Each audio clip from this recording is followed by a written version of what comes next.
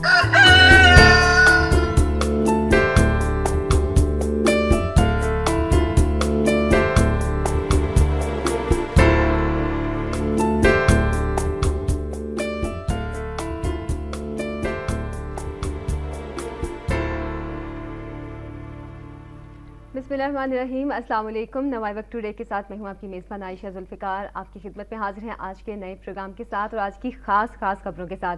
किताब हिदायत से ही प्रोग्राम का आगाज़ करती हूँ। फिर आज की, जैसे कि मैंने बोला कि ख़ास खबरें हैं, यकीनन ख़ास ही खबरें हैं, उन्हीं की जानिब बढ़ेंगे। अल्लाह के नाम से जो बेइंतहा मेहरबान रहम फरमाने वाला है। समूद ने भी पैगंबरों को झुटलाया, फिर वो कहने लगे, क्या एक इंसान जो हम में से है और अकेला है, हम इसकी पैरवी करें? फिर तो हम गुमराही और दीवानगी में मुब्तला हो जाएंगे। क्या उतारी गई है वही इस पर हम सब में से? ये क्यों कर मुमकिन है, जबकि वो बड़ा झूठा शेखीबाज है। कल उन्हें मालूम हो जाएगा कि कौन बड़ा झूठा शेखीबाज है। मेरे साथ आज स्टूडियो में मौजूद हैं आज की खबरों पर तज्जिया करने के लिए फजल हुसैन आवान साहब। अस्सलाम वालेकुम। कैसे हैं सर आप? अल्हम्दुलिल्लाह। सर, आजकल मेमो इशू तो काफ़ी गर्मा गर्म खबर बनी हुई है। हर चैनल पे ही मेमो की बात होती है। हमारे भी जाहिर सी बात है चैनल पे इसी वाले से प्रिय अखबार हम की भी यही खबर जीनत बनी हुई है, क्योंकि मेन जो न्यूज़ होती है वो मेमो इशू के हवाले से ही होती है। सबसे पहली खबर में शामिल करते फिर आपके तज्जिए की जानिब भी बढ़ेंगे। मेमो इशू मुलव्विस अफराद को सजा दी जाए, नवाज शरीफ की सुप्रीम कोर्ट में दरख्वास्त। एक दरख्वास्त नवाज शरीफ, दूसरी ख्वाजा आसिफ इसहाक डार की जानिब से दायर की गई। जरदारी, कयानी, शुजा पाशा, हकानी, मंसूर एजाज को फरीक बनाया गया। तलब करने की इस्तदा अवाम के लिए कब्र खोदने वालों को कानून के शिकंजे में लाएं। फौज की तज़हीक की गई मेमो मुल्क के मुस्तकबिल का सौदा करने के मुतरादिफ है। गद्दारी के मुर्तकिब अफराद के खिलाफ कार्रवाई की जाए। दरख्वास्तें किसी से मशवरा नहीं किया, ख्वाजा आसिफ हकाइक अवाम के सामने लाए जाएं। इसहाक डार। अच्छा, मुस्लिम लीग नून की जानिब से कल सुप्रीम कोर्ट में दरख्वास्त दायर कर दी गई है मेमो इशू के हवाले से। आप क्या देखते हैं कि ये दरख्वास्त सुप्रीम कोर्ट में दायर की गई है, इस पर क्या सुप्रीम कोर्ट की जानिब से भी एक्शन लिया जाना चाहिए? क्योंकि कई सियासी पार्टियों की जानिब से ये बार बार कहा जा रहा है कि सुप्रीम कोर्ट को इस पर अज़-खुद नोटिस लेना चाहिए। 2 दिन पहले नवाज शरीफ साहब का जलसा हुआ था फैसलाबाद में, उसमें इन्होंने कहा था जलसे में कि अगर 9 दिन के अंदर अंदर हुकूमत की तरफ से कोई तहकीकात नहीं हुई, कोई कार्रवाई नहीं हुई, तो फिर हम अदालत जाएंगे। जी बिल्कुल। लेकिन मियाँ साहब तीसरे दिन या दूसरे दिन अदालत चले गए। बहरहाल ये इनका हक है, किसी भी शख्स का हक है सुप्रीम कोर्ट में जाना, अदालत में जाना। नवाज शरीफ साहब चले गए हैं और डेफिनेटली यकीनन सुप्रीम कोर्ट इसके ऊपर कार्रवाई करेगी। लेकिन ये देखना ये है कि इसमें तो ये मेमो जो है, इसमें मियाँ नवाज शरीफ साहब ने वो कई को फरीक बना लिया। सदर को भी कहा गया तलब करें, वज़ीर आज़म को तलब करें, ISI के सरबराह को तलब करें, और आर्मी चीफ को तलब करें। तो इसमें शायद कोई मियाँ नवाज शरीफ साहब के लिए कोई सियासी मामलात भी हों। बहरहाल सुप्रीम कोर्ट इंशाल्लाह इसका सही नोटिस लेगी। लेकिन मेरे ख्याल में ये जहाँ तक बात पहुँच चुकी है उसमें कई बड़े अदारे, कई बड़े लोगों के मुलव्वस होने का खदशा है या इम्कान है। दोनों में से आप जो मुनासिब समझे वो लफ्ज़ इस्तेमाल किया जा सकता है। तो सरे दस्त ये नहीं कहा जा सकता कि इसमें कौन कौन मुलव्वस हो सकता है। बहरहाल जो मुलव्वस होंगे उनके लिए जो कुछ किया गया है, उनके लिए आइन का आर्टिकल 6 है। आइन के आर्टिकल 6 के मुताबिक किसी की कोई बंदा ट्रीजन में मुलव्वस हो, गद्दारी में मुलव्वस हो, तो उसकी सज़ा मौत होती है। सही जी। तो हुसैन हकानी साहब बड़े ही चालाक और शातिर किस्म के बंदे हैं। वो किसी ऐसे ट्रैप में आने वाले नहीं हैं। बिल्कुल। बहरहाल जब कोई गलती करता है इंसान तो उसकी अक्ल मत मारी जाती है, तो शायद ऐसा ही कोई मामला हुआ हो। बहरहाल इस मामले में मंसूर एजाज की कारस्तानी को भी नजरअंदाज नहीं किया जा सकता। यानी कि अगर तो सुप्रीम कोर्ट में ये केस चलता है तो सुप्रीम कोर्ट की जानिब से मंसूर एजाज को भी तलब किया जा सकता है। और मंसूर एजाज जो कि जिनके बारे में कहा जा रहा है, एक चीज़ मंसूर एजाज के बारे में मैं आपसे बात करना चाही थी कि उनके हवाले से कहा जा रहा है कि उनके मुख्तलिफ एजेंसीज के साथ ताल्लुकात हैं। तो क्या ऐसा नहीं लगता कि हो सकता है कि ये किसी और एजेंसी के हवाले से ये बात सामने आई हो?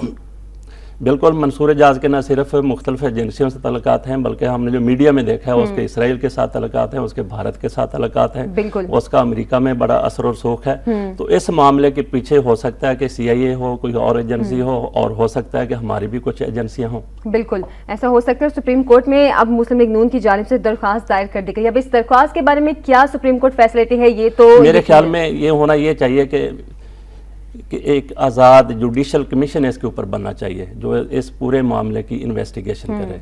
صحیح، آزاد جوڈیشل کمیشن واقعی بننا چاہیے جو کہ اس کے معاملے کی انکوائری بھی کرے اور اس کے ریزلٹ بھی آنے چاہیے، سب سے بڑی بات۔ اگلی خبر میں شامل کرتی ہوں جو کہ وہ بھی خاصی اہم خبر ہے شہری رحمان کے حوالے سے۔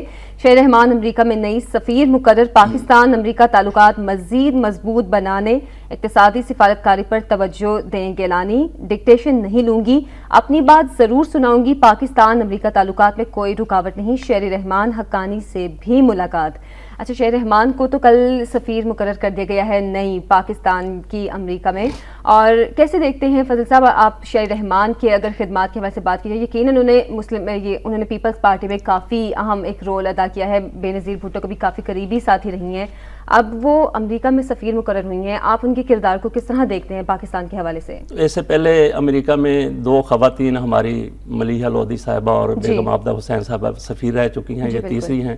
ہماری آج وزیر خارجہ ہنا ربانی خر، وہ بھی خاتون ہیں۔ بہرحال ہنا ربانی خر کے بارے میں لوگوں نے بڑی طرح کی باتیں کی، نو موز ہیں، ینگ ہیں، یہ پاکستان کا موقف پیش نہیں کر سکیں گے۔ میرا خیال ہے کہ گزشتہ ادوار سے لے کے آج کے دور تک دیکھیں، جس میں ان کے جو پہلے وزیر خارجہ تھے، مشرف کے جو وزیر خارجہ تھے، کافلی کے جو وزیر خارجہ تھے، میرا خیال ہے کہ پاکستانی موقف کو اجاگر کرنے کے حوالے سے ہنا ربانی خر کا کردار ان سب سے بہتر ہے۔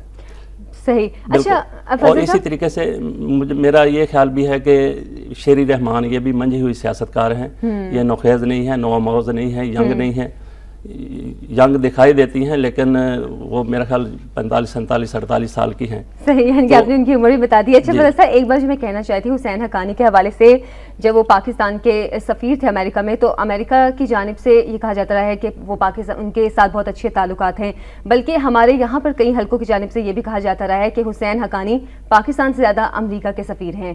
شہری رحمان کیا اس طرح کے تعلقات امریکہ کے ساتھ یعنی کہ بنا سکیں گی جیسے کہ حسین حقانی کے تو ان کے ساتھ بہت اچھے تعلقات تھے، اور ہم یہ باتیں بھی کرتے رہتے کہ وہ امریکہ کے سفیر ہیں؟ شہری رحمان اس طرح کی سفارتکاری کریں گی یا وہ صحیح پاکستان کا کردار ادا کریں گی؟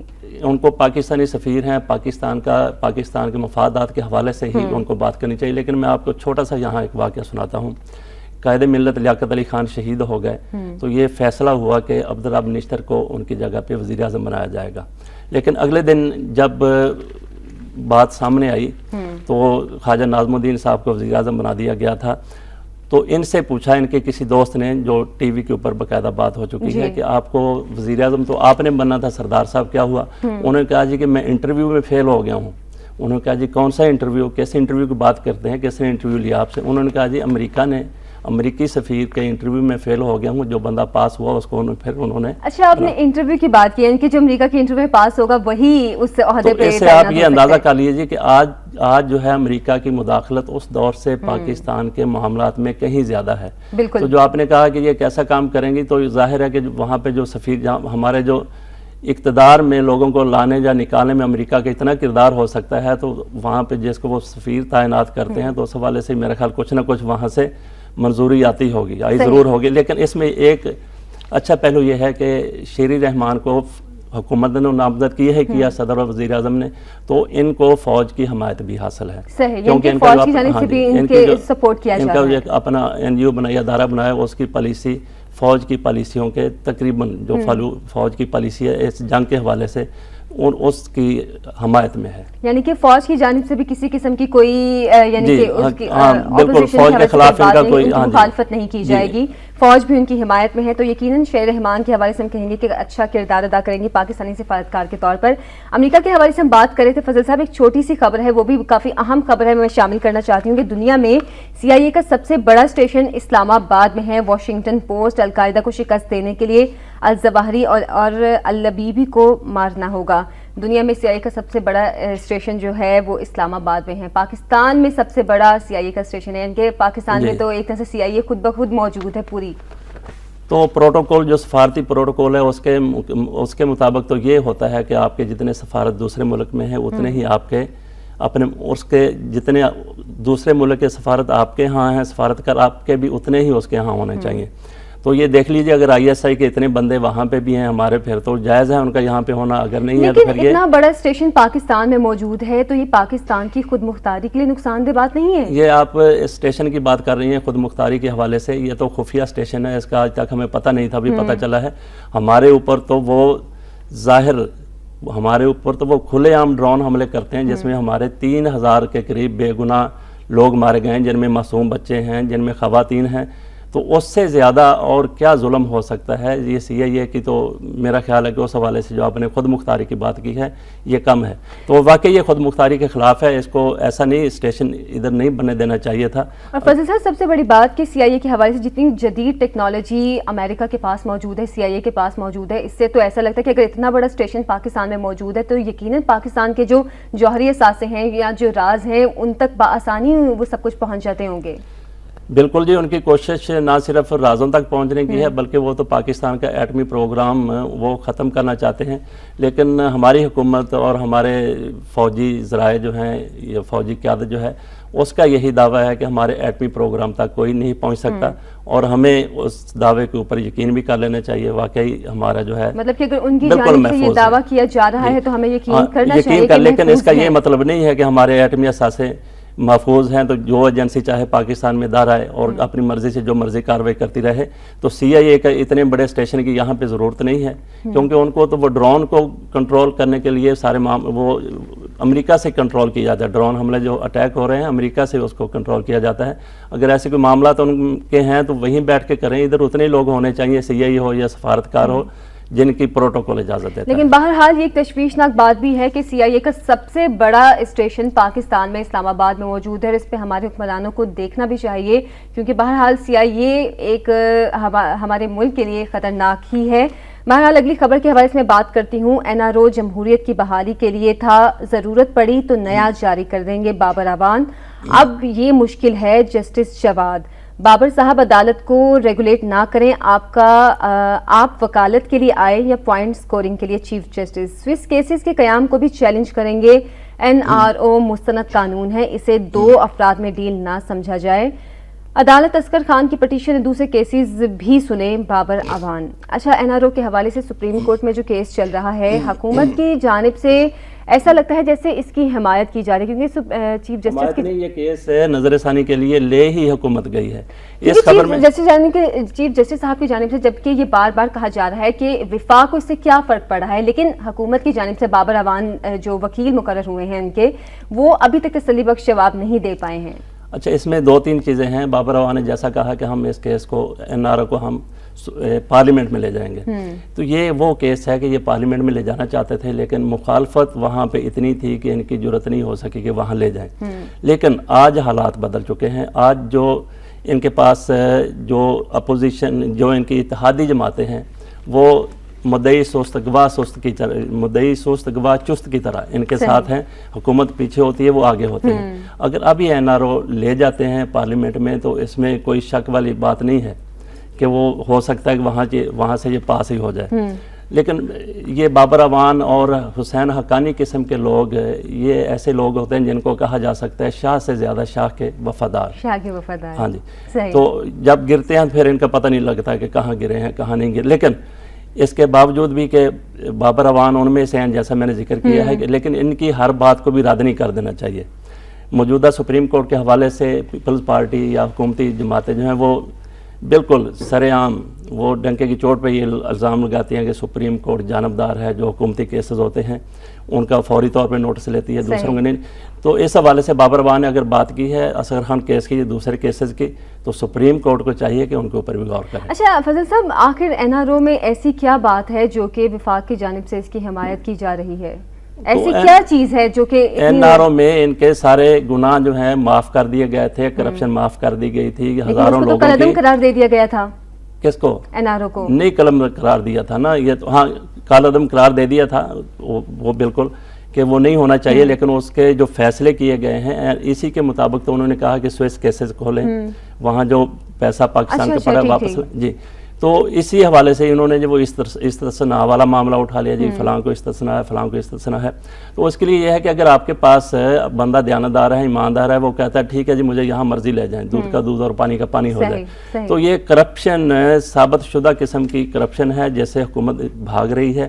اور اسی لیے یہ NRO کو کہہ رہے ہیں جی NRO کے خلاف سپریم کورٹ نے فیصلہ دیا ہوا ہے، اس کے اوپر عمل درآمد نہیں ہو رہا، اور اسی کی نظر ثانی کے لیے یہ سپریم کورٹ میں گئے ہیں اور حکومت گئی ہے. اگر یہ صاف شفاف ہے تو ان کو کہنا چاہیے ٹھیک ہے جی جہاں مرضی ہمارا ٹرائل کریں، جہاں مرضی ہم سے پوچھیں. بالکل، یعنی کہ ٹرائل سے بچنے کے لیے اور تمام جو کیسز ہیں ان سے بچنے کے لیے، کرپشن کو چھپانے کے لیے اس کو دوبارہ سے ری اوپن کیا جا رہا ہے. بہرحال عدالت کی جانب سے تو اس پہ کافی سخت موقف ہے، اور اب دیکھتے ہیں چیف جسٹس صاحب کی جانب سے اس پہ کیا فیصلہ بھی سنایا جاتا ہے. اگلی خبر شامل کرتی ہوں میں. پاکستان کو رواں مالی سال کے دوران چیلنجز کا سامنا رہے گا. IMF پاکستانی حکام نے مائکرو اکنامک پالیسیوں کو مستحکم کرنے اور درمیانی مدت میں گروتھ کے امکانات بڑھانے کا عزم کیا ہے. پاکستان کو رواں مالی سال کے دوران چیلنجز کا سامنا رہے گا. وہ تو پچھلے کافی سالوں سے ہی چیلنجز میں دیکھ رہے ہیں، لیکن اس نے یہ کہا کہ وہ پاکستان جو ہے وہ عزم کا اظہار کیا ہے کہ اس کے اوپر قابو پانے کے لیے، اور میرا خیال ہے کہ یہی ہونا بھی چاہیے. ہمیں خود انحصاری کی طرف جانا چاہیے.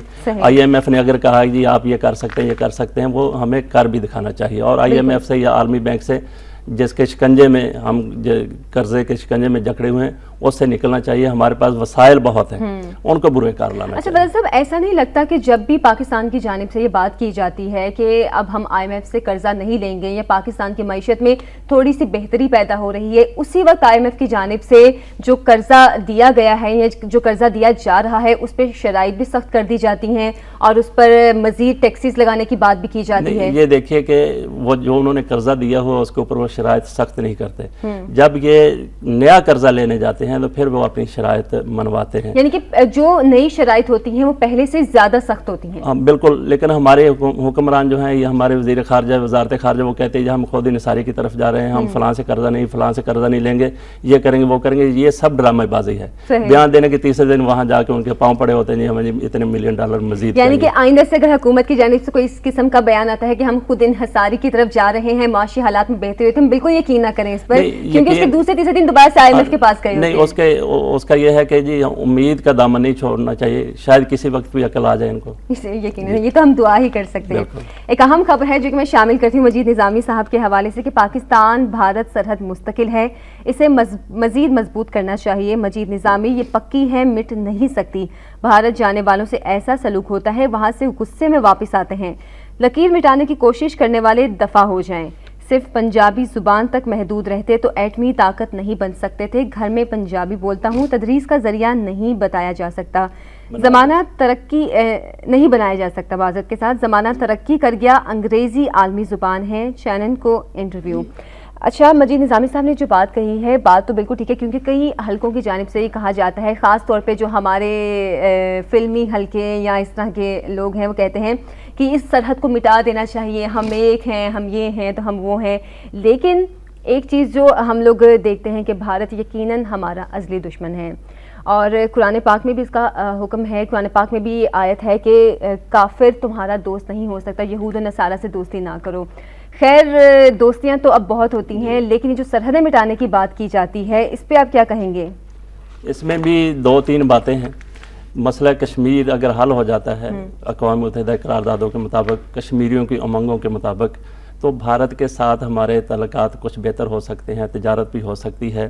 لیکن سرحدیں جو ہیں یہ قطعاً ختم نہیں ہو سکتی. آج ہماری بدقسمتی یہ ہے کہ ہمارے جو حکمران ہیں یا دیگر سیاسی پارٹیاں ہیں، میں سب کی بات کرتا ہوں سوائے جماعت اسلامی یا ایک آدھ اور ہوگی، سب جو ہیں وہ بھارت کے ساتھ تعلقات کے لیے، تجارت کے لیے مرے جا رہے ہیں. صحیح، بالکل. کوئی ان میں کہتا ہے جی کہ سرحدیں نہیں ہونی چاہیے، کوئی کہتا ہے ویزا فری ہونا چاہیے، کوئی کچھ کہتا ہے، کوئی کچھ کہتا ہے. مطلب اگر تو یہ باتیں کی جاتی ہیں کہ سرحد نہیں ہونی چاہیے تو پھر تو انڈین آرمی بہت آرام سے یہاں آ جائے گی، آپ کو اس پہ بھی کوئی اعتراض نہیں ہونا چاہیے. ختم ہوگی، اس کا مطلب یہ ہے کہ آپ نے وہ اکھنڈ بھارت کا ان کا خواب پورا ہو گیا. سرحدیں کیسے ختم ہوئی؟ یہ سرحد نہیں ہے صرف، یہ تو خون کی لکیر ہے جو بھارتی درندوں نے 47 بنا دی تھی. یہ تو قطعاً ختم نہیں ہو سکتی.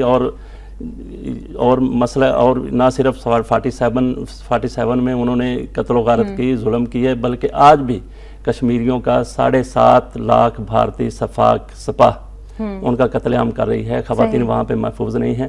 آپ کس طریقے سے بھارت کے ساتھ اچھے تعلقات کی، تجارت کی بات کر سکتے ہیں؟ یہ تو بڑا شرمناک بات ہے، بڑی شرمناک بات ہے کہ جو ہماری حکومت نے ان کے ساتھ کہا جی کہ اس کو پسندیدہ ملک قرار دے دیا ہے. ایک طرف وہ قتل و غارت کر رہا ہے، دوسری طرف آپ اس کو پسندیدہ ملک قرار دے. آج کل پسندیدہ ملک قرار دینے کے حوالے سے آپ نے بات کی، تو فضل صاحب آرمی کی جانب سے اس پہ تحفظات کا اظہار کیا گیا ہے. بالکل کیا جانا چاہیے تھا. ہماری آرمی جو ہے وہ ہماری سرحدوں کی محافظ ہے، اس کو نظریاتی سرحدوں کو کی بھی ضرورت پڑنے پہ حفاظت کرنی چاہیے. میں بات کر رہا تھا عمران خان سے، لوگوں کی بڑی توقعات ہیں. عمران خان صاحب نے بھی کہہ دیا ہے کہ جی مسئلہ کشمیر کو سائیڈ لائن رکھ کے بھارت کے ساتھ تجارت کریں. بالکل، یعنی کہ جس کے ساتھ امید باندھتے ہیں انہی کی جانب سے پاکستان کا جو مین ایشو ہے کشمیر کے حوالے سے اس پہ یہ کہہ دیا گیا ہے کہ اس کو سائیڈ لائن رکھا جائے، دیگر اہم تجارت کے حوالے سے دیگر باتوں کے حوالے سے بات کی جائے. بہرحال مزید خبریں بھی شامل تو کرنا چاہ رہی ہیں، لیکن مختصر ایک بریک کا ٹائم، بریک سے واپس آئیں گے اور آپ کی کالز کو بھی پروگرام میں شامل کریں گے. ہمارے ساتھ رہیے.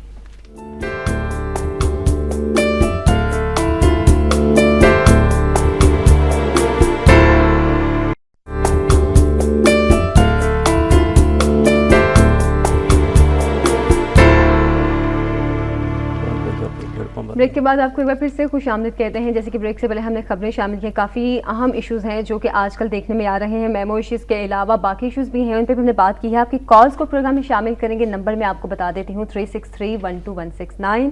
کالر بھی ہیں ہمارے ساتھ لائن پہ، ان سے بات کرتے ہیں. السلام علیکم. السلام علیکم، آپ کو میری آواز آ رہی ہے؟ ہاں جی مجھے بالکل آ رہی ہے. میری آواز آ رہی ہے آپ کو؟ جی جی بالکل آ رہی ہے. السلام علیکم. جی میرا نام نیا صدر ہے، میں لاہور سے بول رہی ہوں. یہ جو شری رحمان صاحب کو صاحبہ کو وزیر خارجہ بنایا گیا اس پہ تھوڑا سا دل مطمئن ہے. سفیر بنایا گیا ہے پاکستانی نیر صاحبہ؟ نہیں وہ پاکستانی ہے، لیکن حقیانی صاحب سے دوسرے جو جینٹس کے حساب سے دیکھا جائے نا وہ بہتر ہے. اگر ان کا پچھلا ریکارڈ دیکھا جائے تو ان سے بہتر امید رکھی جا سکتی ہے دوسروں کی نسبت. لیکن میں اپنے صدر صاحب کو یہ کہنا چاہوں گی کہ میں نے یہ دیکھا ہے کہ جب بھی کوئی سیٹ خالی ہوتی، کوئی اسپیس آتا ہے، وہ ہمیشہ عورتوں کو ہی فٹ کر دیتے ہیں. اب یہ نہیں پتا کہ وہ کیا چاہ رہے ہیں. میرا صرف لیڈیز سے یہ التماس ہے، التجا ہے، اگر ان کو کبھی وقت مل گیا ہے ملک کی خدمت کرنے کا تو برائے مہربانی مردوں کے ساتھ مقابلہ نہ کریں، بلکہ اپنی اصلیت اجاگر کریں کہ ہم بھی کچھ کر سکتے ہیں اگر ہمیں موقع ملے. ٹھیک، بہت شکریہ آپ کا، بہت شکریہ نیر صاحبہ آپ کا. ہمارے نیکسٹ کالر بھی ہیں، ان سے بات کر لیتے ہیں. السلام علیکم. السلام علیکم. جی وعلیکم السلام. جی میں ہلو جی جی میں شاہد بول رہا ہوں لاہور سے. جی جی شاہد صاحب کیا کہنا چاہیں گے؟ جی میں یہ گزارش کرنا چاہتا ہوں کہ یہ جو اپنا عمران خان صاحب کے بارے میں تاثر پایا جاتا ہے کہ اسٹیبلشمنٹ ان کو بیک کر رہی ہے، اس بارے میں ذرا ایوان صاحب اپنی رائے دیں کہ ان کے خیال میں اس الزام میں یا اس تانے میں کس قدر حقیقت ہو سکتی ہے. ٹھیک ہے، بہت شکریہ شاہد صاحب آپ کا. کیا کہنا چاہیں گے فضل صاحب؟ ایک تو نیر صاحبہ نے بات کی ہے شری رحمان صاحبہ کی کہ ان کو وہ بہتر ہیں حسین حقانی صاحب سے، لیکن ایک چیز جو کہ ان کے حوالے سے میں کہنا چاہوں گی، پیپلز پارٹی میں اب تک شری رحمان نے جو کردار ادا کیا ہے کافی اہم تھا، خاص طور پہ جب میڈیا پر پابندیاں لگی تھیں تب شری رحمان نے استعفیٰ دیا تھا. یعنی کہ ان کا کافی اچھی نظر سے دیکھا جاتا ہے. یہی ہے کہ ہم اس سے یہی اخذ کر سکتے ہیں کہ وہ اصولوں کی بات کرتے ہیں. یہ نہ ہو کہ مہینے ڈیڑھ بعد وہاں بھی کوئی ایسی بات ہو یہ استعفیٰ دے کے چلی ہیں. بہرحال ان سے اچھی امید رکھنی چاہیے. حسین حقانی صاحب بڑے چلاک، شاطر اور اس قسم کے وہ مکاری کے حد تک بھی اس قسم کے آدمی تھے. انہوں نے نواز شریف کے ساتھ تھے تو بے نظیر بھٹو حکومت کے خلاف انہوں نے بڑی بڑی سازشوں میں انہوں نے حصہ لیا. ایسے ہی پھر وہ اگلے دور میں آئے تو وہی پھر ان کے لیے بھی انہوں نے اپنا پچھلا ماضی دہرا دیا. بہرحال شری رحمان صاحبہ سے ایسی کوئی امید نہیں رکھی جا سکتی، ایسا کریں گی بہتر یہ معاملہ رہے گا. باقی عمران خان کے بارے میں انہوں نے بات کی ہے. یہ دیکھیے جی اسٹیبلشمنٹ جو ہے جن لوگوں کے پیچھے ہوتی ہے کچھ نہ کچھ وہ ضرور کرتی ہے، لیکن اسٹیبلشمنٹ لوگوں کو یہ تو ہو سکتا ہے کوئی بندہ حکومت میں کوئی پارٹی ہو وہ کوئی جلسہ کرے تو پٹواریوں کو، تحصیلداروں کو، تھانے داروں کو، پولیس کو، ماسٹروں کو، استانیوں کو لے کر جلسے کامیاب کروا لے. لیکن اسٹیبلشمنٹ کسی کے دل میں نہیں گھس سکتی کہ لوگوں کو وہ مائل کر لے. آپ نے لاہور کا جلسہ دیکھ لیا، اس میں میرا خیال ہے کہ اسٹیبلشمنٹ کا کوئی کردار نہیں ہے. مجھے ایک بندہ ملا، اس نے کہا جی کہ لوگ خرچے کی بات کرتے ہیں. اس نے کہا جی 2.5 کروڑ روپیہ صرف ایک بندے نے دبئی سے ڈونیٹ کیا تھا. اللہ بہتر جانتا اس کی عمران خان کے لیے اس جلسے کے لیے ساری کاروائی ایک بندے نے ڈونیٹ کیا تھا. یعنی کہ آپ یہ کہنا چاہ رہے ہیں کہ اس میں اسٹیبلشمنٹ کا کوئی اتنا کردار نہیں ہے، عمران خان کی ویسے ہی یعنی کہ لوگوں کی جانب سے جو سپورٹ ہے عمران خان کی صرف یہ نہیں کہ لوگوں کو عمران خان بڑا پسند آ گیا. اصل میں یہ معاملہ ہے جو ہمارے ساتھ آج ہو رہا ہے، بجلی نہیں ہے، گیس نہیں ہے، مہنگائی ہے، بد امنی ہے.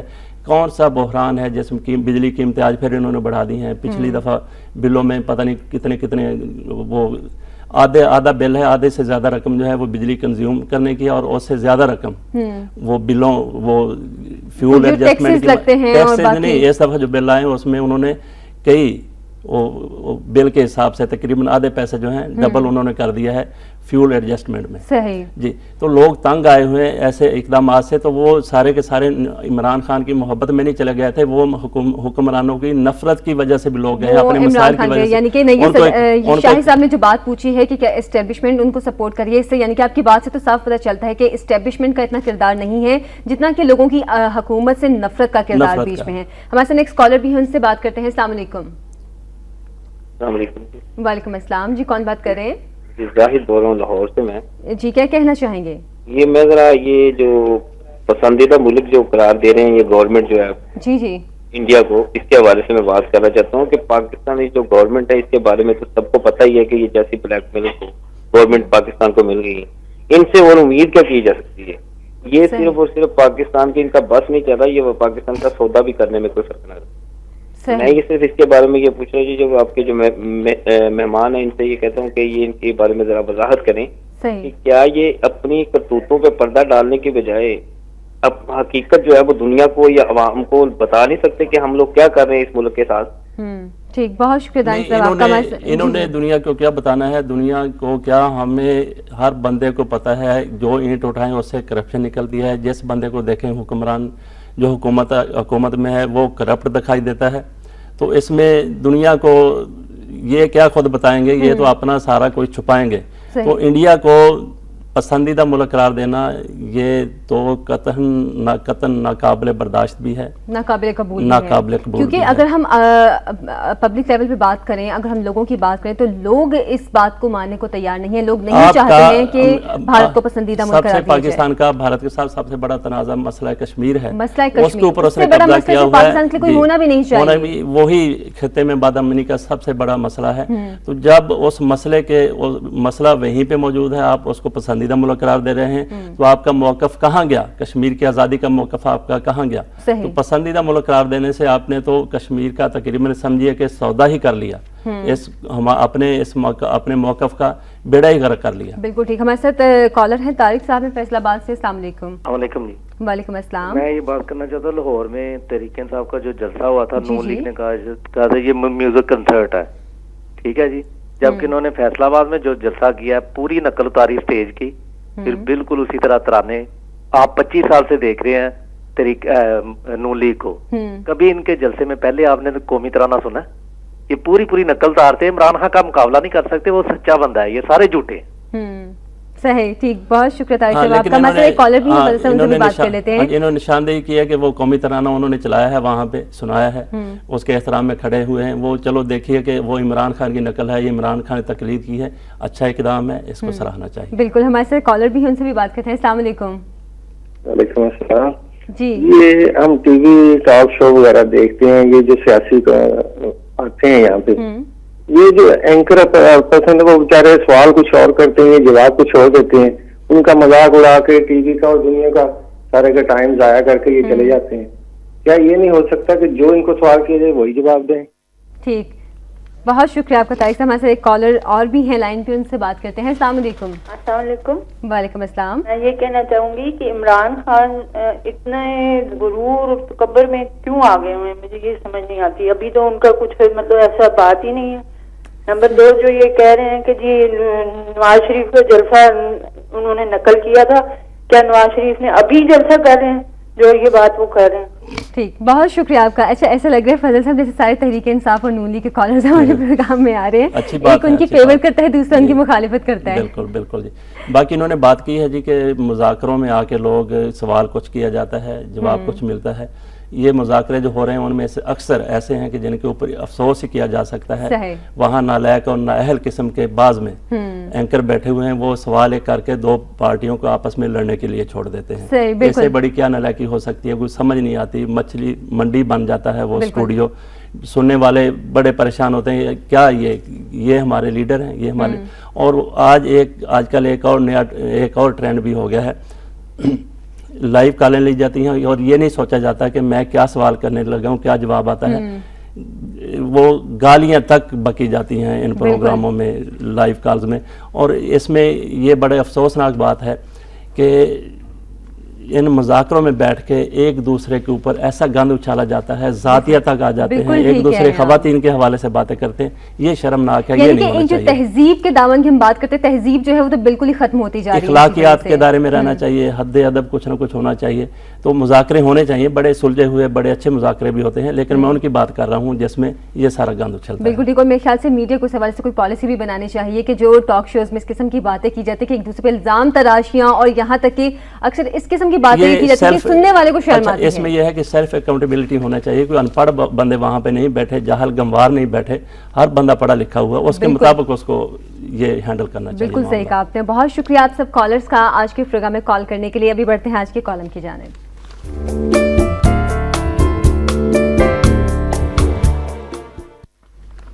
کالم میں آج کے پروگرام میں شامل کروں گی عامرہ احسان صاحبہ کا، اور وہ کہتی ہیں پاکستان کو تگنی کا ناش نچائے رکھنے کو ہر چوتھے دن کوئی نیا قضیہ کھڑا ہو جاتا ہے.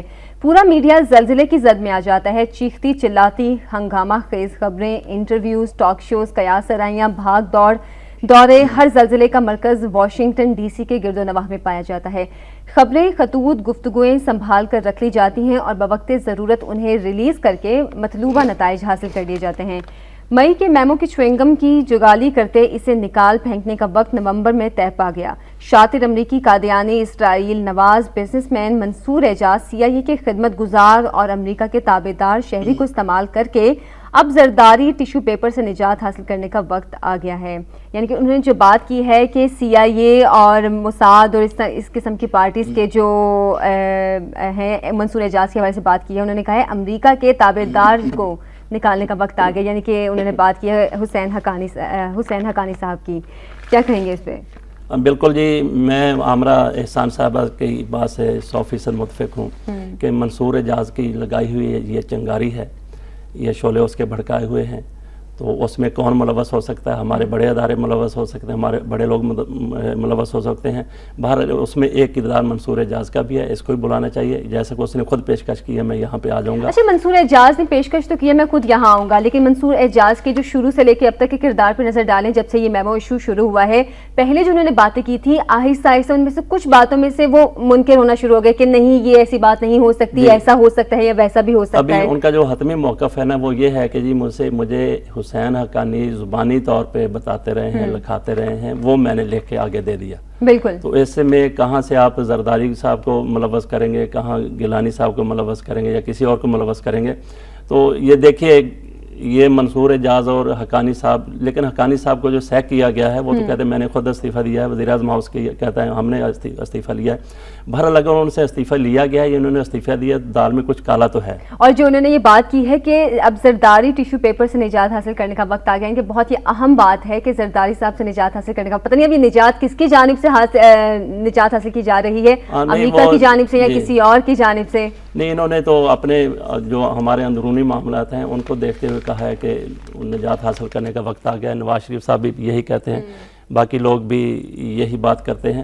تو باقی انہوں نے بات کی ہے جی کہ اس حوالے سے کہ خبریں اتنی ہیں کہ وہ پریشانی والی تجزیے خبریں، جیسے کہ ہماری کالر بھی کہہ رہے تھے کہ ٹاک شوز میں جو باتیں کی جاتی ہیں بالکل انہوں نے بھی وہی بات کی ہے. اصل میں بات یہ ہے کہ پوری دنیا جو ہے نا وہ گلوبل ولیج بن گئی ہے، پوری دنیا سکڑ کے ٹی وی سکرین میں آ گئی ہے. صحیح، بالکل. پہلے تو ہم یہاں لاہور میں بیٹھے ہیں یا جو بندہ کراچی میں بیٹھا ہے، پشاور کی اوسطا خبر جو ہے وہ 10 دن میں پہنچتی تھی. آج جو ہے آپ پاکستان میں بیٹھے ہیں، دنیا کے کسی کونے کی خبر 2 سیکنڈ میں آپ کے سامنے ہوتی ہے. بالکل. کوئی واقعہ ہو جائے تو آپ کے وہ 10 سال قبل 9/11 ہوا تھا تو ہم اپنے گھروں میں بیٹھے دیکھ رہے تھے یہ کیا ہو رہا ہے.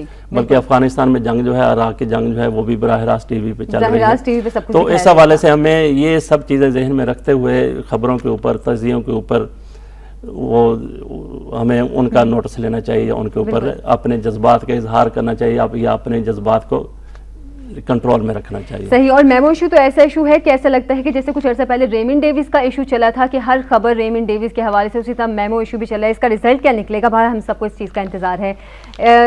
کالم کے بعد ابھی بڑھتے ہیں آج کے اداریے کی جانب.